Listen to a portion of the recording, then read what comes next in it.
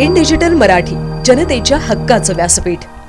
बदलापुरातील cricket खेळत असताना एका मुलाला विजेचा झटका लागल्याने तो गंभीर जखमी झाला आहे। त्याला उपचारासाठी खासगी रुग्णालयात पाठवण्यात आले आहे। बदलापुरातील बेलवली परिसरातील उद्यानाजवळ क्रिकेट खेळत असताना नील नॉर्मन या 13 वर्षीय मुलाचा विद्युत वाहिनीचा धक्का लागल्याने तो गंभीर जखमी झाला आहे। त्याच्यावर सध्या खासगी रुग्णालयात उपचार सुरू आहेत। नानासाहेब धर्माधिकारी उद्यानाजवळ असलेल्या शेडच्या ठिकाणी नील हा क्रिकेट खेळत असताना तो पत्र्याच्या शेजारी अडकलेला बॉल आणायला गेला असता त्याला विजेचा जोरदार धक्का लागला। यात नील हा 50% भाजला आहे। डीपी जवळ जाणाऱ्या उघड्या तारा या पत्र्याच्या शेडच्या अगदी जवळून गेल्यामुळे हा विजेचा धक्का लागल्याचं येथील स्थानिकांनी सांगितलं।